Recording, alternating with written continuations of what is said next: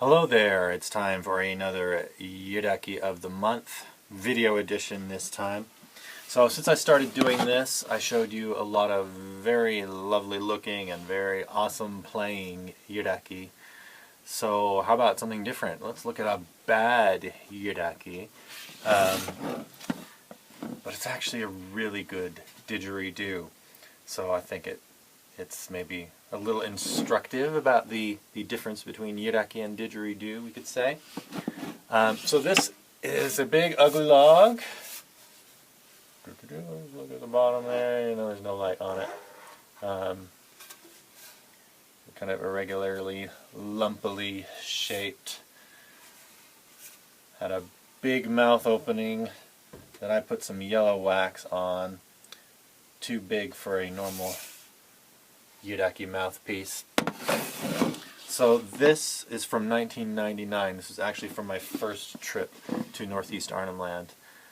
My wife and I met Jalu in Darwin, and he said, "Come over, come stay with me. We'll make Yiɗaki, take pictures, tell the world all about it." He said, "I'll be home in a few days." We said, "Great, we can be there in about 4 or 5 days." So we went, and turns out that he stayed in Darwin for another week after that. So most of our first visit over there to Jalu's country, he wasn't there. And I went out cutting Yiɗaki with lots of other people in the family, lots of the younger men and a few women. So this was from one of those trips. Maybe I won't name names who I made this with. But he was kind of showing me around and saying, "Oh, what do you think of that tree? You think that would be a good one?" And then chop it down. I said, "What do you think? You like this one?" And I was just thinking, well, I'm here to learn from you. Show me what you like. You show me a good Yiɗaki. Don't ask me.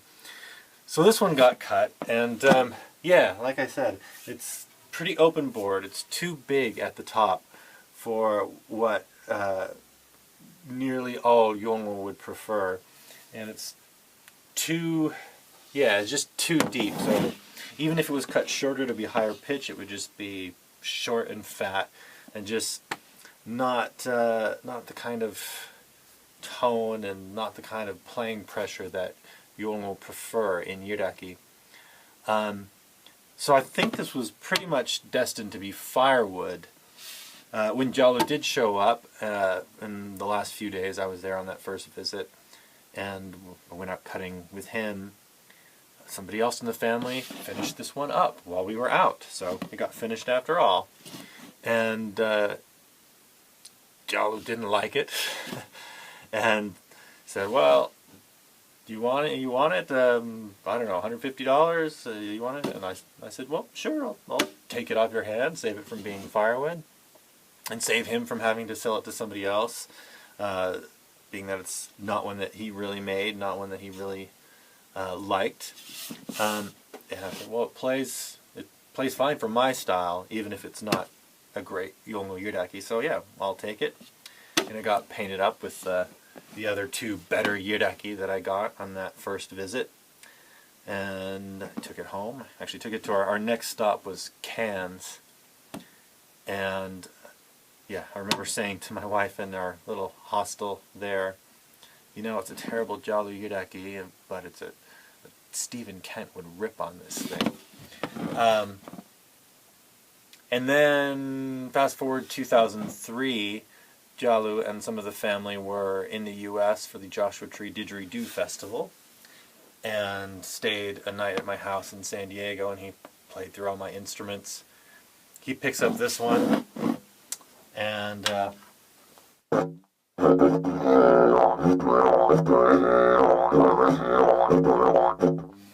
something like that.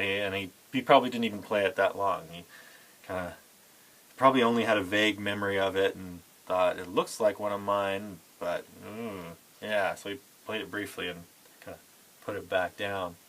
And just as a reminder, this is another one from that first trip.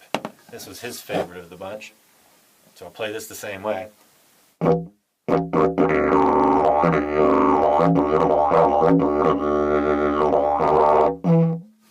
So that's a great Yiɗaki that he would love. This one, the way he tried to play it.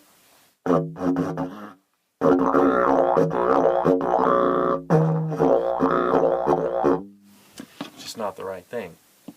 But like I said, it's a great didgeridoo in the more general sense of the word. Great, deep, warm, crisp, harmonic, resonating the room type didgeridoo. So, again, like I said to my wife back in '99, it's a great Stephen Kent didgeridoo.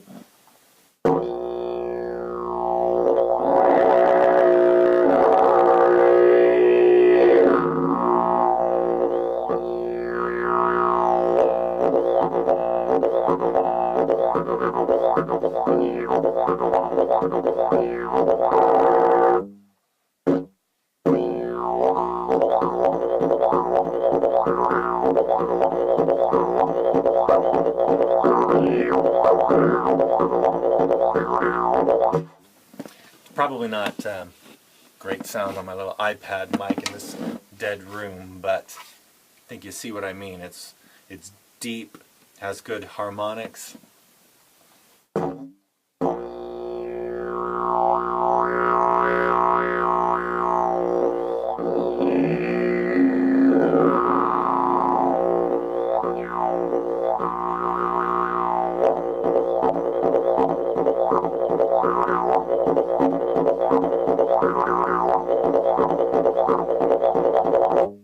Great womble or wobble style, and yeah.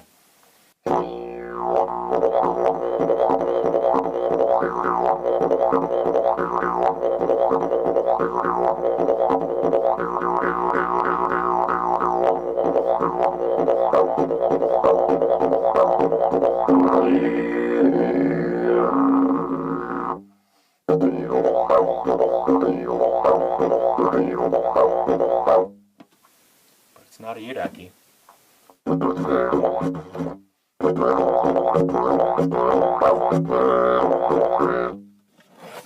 Not like this one is a Yiḍaki.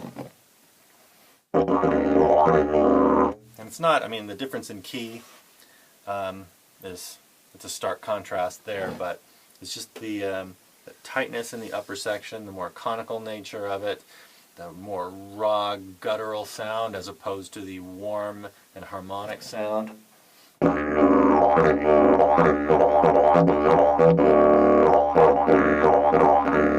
the responsiveness that this has in a very different way than a more open board harmonic type didgeridoo has. And this isn't even a really tight one. Some, especially by the younger generation of Yiḍaki players and makers in Arnhem Land, they can be really tight and high pressure. This isn't that. This is still more in that mid-pressure range that Jalu really likes, as opposed to this big open bore where the air goes right down it.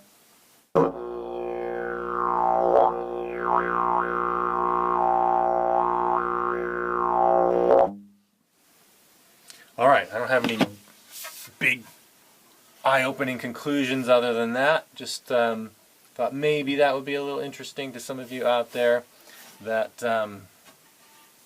yeah, these trees exist in Arnhem Land, the same sort of big open bore harmonic things that you'll find in most of the tourist shops in Australia. They could be made up in Arnhem Land, but you don't want to make Yiḍaki to play the way that they want them to play. Alright, maybe that's interesting, maybe not. I hope so. Alright, thanks for watching.